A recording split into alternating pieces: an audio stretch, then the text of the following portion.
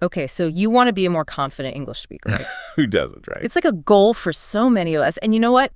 You sent in this YouTube video, Why You Can Understand English But Can't Speak, from English at the Ready. Have you seen this one? I have, and honestly, it's spot on. So relatable for anyone struggling with, well, actually speaking English. Right. Like, I can binge watch those travel shows all day and dream of, like, ordering croissants in Paris without a hitch. The dream. But then actually doing it, whole other story. Exactly.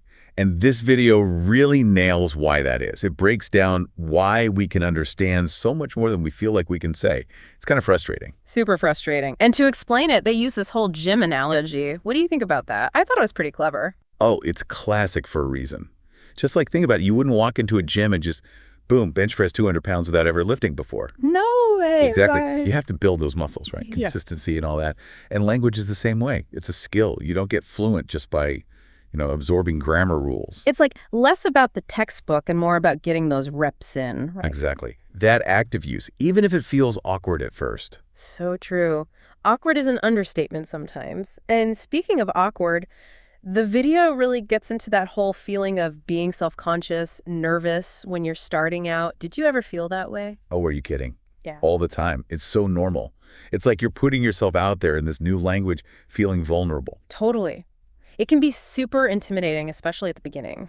Absolutely. Yeah. But what I love is how the video reminds us, even native speakers, we mess up. Right. It's so true. Nobody's perfect, and the goal isn't perfection. It's about communication. That is so reassuring to hear because I think sometimes, I don't know about you, but I can be my own worst critic, like way harsher than anyone else would ever be. 100%. Yeah. We all do it. Yeah. But it's about remembering that learning, it's a process. So true. It's a journey. Like, you wouldn't expect to run a marathon without training, right? Exactly. You got to train those language muscles too. I love that.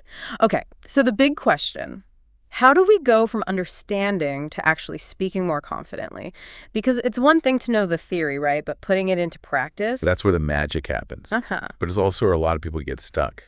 They understand, but they don't speak. It's like stage fright, but for conversations. Right. And this video gives some really good advice.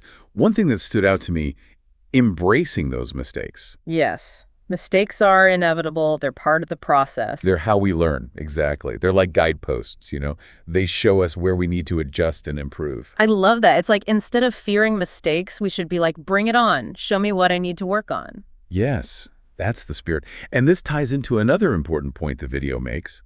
It's about shifting our perspective on fluency. It's not about being perfect. It's about getting your message across. So true. I think sometimes we get so caught up in the grammar and pronunciation, we forget that the ultimate goal is to communicate. Exactly. It's like you could spend years perfecting your grammar, but if you're too afraid to speak, what's the point? Right. It's like having a perfectly tuned instrument but never playing a single note. Exactly. And that's where the confidence piece comes in. Believing in yourself, believing in your ability to learn and grow. And I think a big part of that is, like we were saying before, not being so hard on ourselves. Like, give ourselves permission to make those mistakes, to stumble a bit along the way. Yes, 100%. And it helps with that. Remembering that even native speakers make mistakes all the time. Wait, really? You mean even you, with your amazing vocabulary and perfect accent, you still make mistakes? Oh, absolutely. We all do. We might use the wrong tense, mispronounce a word, even use slang incorrectly without realizing it. That is so reassuring to hear. Right. It just proves that nobody's perfect. And it's not about striving for this unattainable level of perfection. It's about embracing those imperfections and using them as opportunities to learn and grow. Okay, I am loving this. So how do we actually do that? How do we go from understanding to speaking more confidently, even with those little mistakes along the way? Well, the video emphasizes the importance of consistency. It's like, remember that gym analogy? Yeah. You're not going to see results if you just go to the gym once a month. Right. You've got to put in the work. Exactly. And it's the same with language learning. Even if it's just for a few minutes each day, carving out that time to practice speaking can make a huge difference. So true. It's those small, consistent actions that really add up over time. 100%. And here's another thing. It's about reframing how we view those mistakes. It's not about beating ourselves up over every little slip-up. It's about viewing them as feedback, as opportunities to learn and grow. I love that. Okay, I want to talk more about overcoming that fear of being judged because I know that's a big one for a lot of people. Oh, absolutely. It's so easy to get caught up in our heads worrying about what others might think. But here's the thing. Most people are way more interested in connecting with you than in dissecting your grammar. Right, like they're not sitting there with a red pen ready to grade your every sentence. Exactly. And I think there's something to be said for the fact that most people have been beginners at something in their lives, right? Oh, absolutely. We've all been there. Exactly. So they understand the courage it takes to try something new, to put yourself out there, even if you're not 100% confident. That is so true. I never thought about it that way. And when it comes to language learning, there's almost this special kind of admiration that comes with it. What do you mean? Well, think about it. People are generally pretty impressed when someone makes an effort to communicate in another language, even if it's not perfect. That's true. It shows a real willingness to connect, to bridge that communication gap. Exactly. It's like Yep. this universal language of effort and empathy. I love that. The universal language of effort and empathy. Okay, as we're starting to wrap up our deep dive here, what would you say is the most important thing our listeners should walk away with today? So much good stuff. What's the TLDR here, for our listener? Well, it goes back to that gym analogy.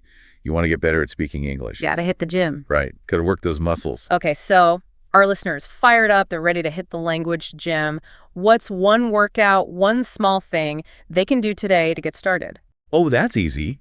It doesn't have to be complicated at all. Like find a language partner, even just for a quick chat online.